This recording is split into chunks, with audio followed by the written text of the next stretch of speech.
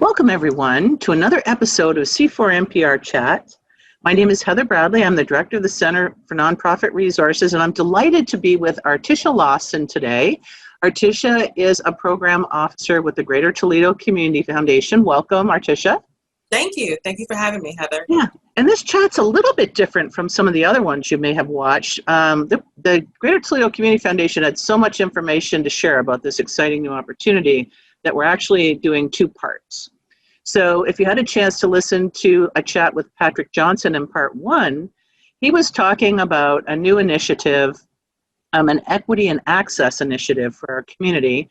And if you want to learn more about why this initiative, why now, I invite you to go back and check out part one of this series. There's a link below in the description box. And Artisha is joining us today to help you understand how you could benefit from, you and your organization could benefit from this new grant. So are you ready to jump in? I am ready. Let's go. Yeah, we have lots of great questions for Artisha. So Artisha, can you help our viewers understand the focus areas for the equity and access opportunity? Great question. So the four focuses of the Equity and Access Initiative are advocacy, economic development, employment, and nonprofit capacity. Mm-hmm.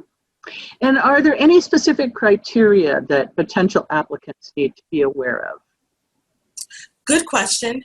We, as a foundation, have basic criteria that you must have a 501c3, but I do want to emphasize the point that with this particular initiative, because we're looking at equity and access for also the nonprofits as well, the term nonprofit and 501c3 with this particular initiative is also open to neighborhood associations, for example, because the due diligence or required paperwork isn't as sophisticated for some of the more active nonprofits. We really wanted to create opportunity for some of these organizations that are completely involved in the community, but may not have all the required documentation that we normally deal with.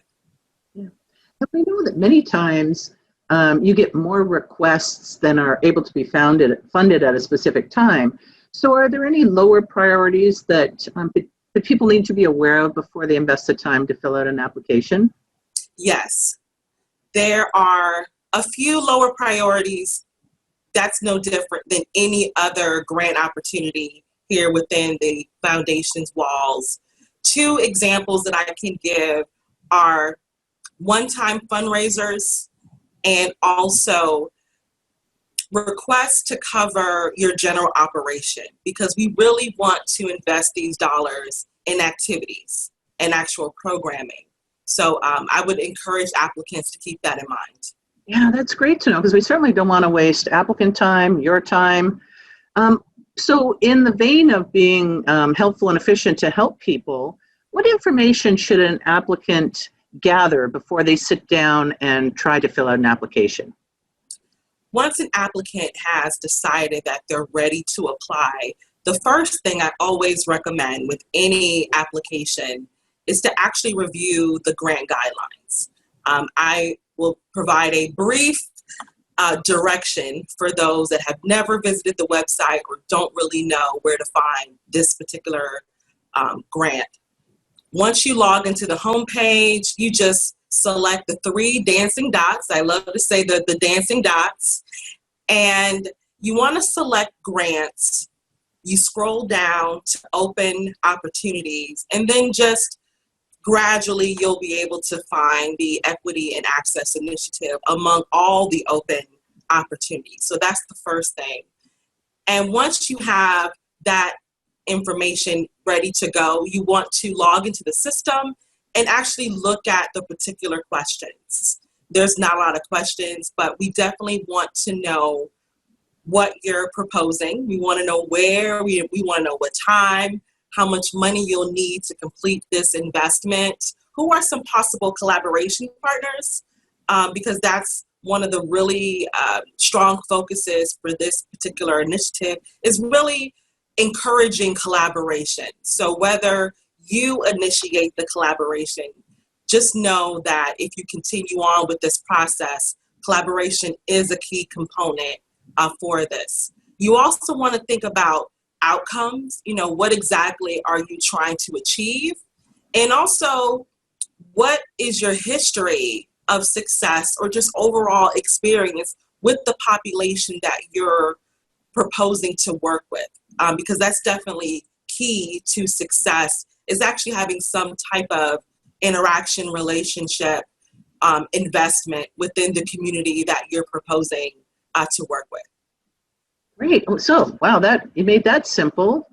So am I correct in assuming it's the same system that GTCF, Greater Toledo Community Foundation, uses for all your grant processing? So if someone already has an account, they're good to go. They just go find that opportunity. Is that right?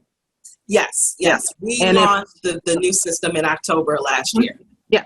And if someone doesn't have an account, I would assume it would be a good idea to go ahead and just get that account established. So if you decide you want to pursue this or any of the other grant opportunities, you're good to go. Is that right? Yes.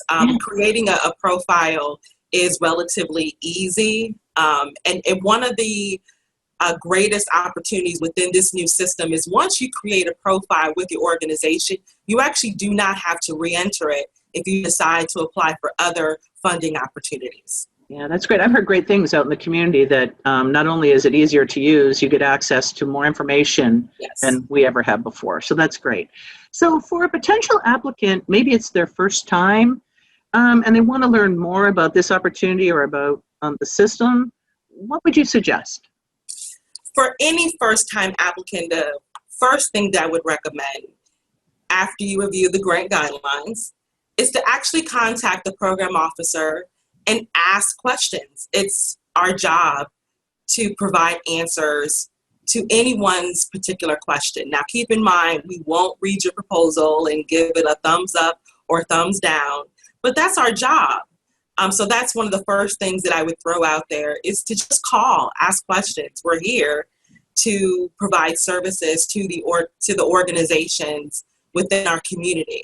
I also want to say there's resources within the Center for Nonprofit Resources. You know, I want to highlight the free workshops that are going on right now to really uplift while we're in the midst of this pandemic. If you're in the Toledo, Lucas County area, there's Zach over at the library. He provides a lot of resources for nonprofits as well. Definitely utilize that resource. And then finally, here at the foundation, we are hosting a virtual grant information session.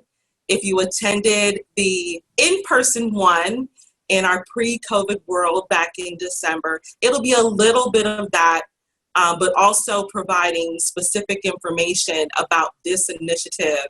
And you'll be able to ask questions through the registration process. But it's our way of getting the word out there. It's scheduled for September the 10th at 4 p.m.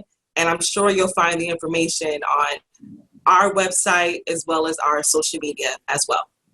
Yeah, and actually what we can do, Artisha, is in the description box below, we've mentioned a lot of different things. We can put the registration link for your open house. We can put the link to the overview of the workshops that are available at no cost and online. So we've removed the barrier of cost and geography and travel for all the workshops through the end of the year. What else we talk about? We talk about Zach at the library. I'll make sure we put a link to Zach. He's a really great grants librarian over at the main library. And a link to your portal for grant applications. Can you think of anything else that we should include in the description? I don't think there's any other links or resources. Nope, that sounds like a plan. Great. Well, thank you so much for sharing your time and sharing this incredible opportunity. Again, if you have any questions, you can contact Artisha. Oh, there's another thing. I can put some contact information into the chat box, description box. So thank you for joining us. We look forward to meeting up with you on another C4NPR chat. And also, if you wanted to learn more about the grant opportunity overall, there is a link to part 1 of this series with Patrick Johnston. So thank you for joining us. Thank you.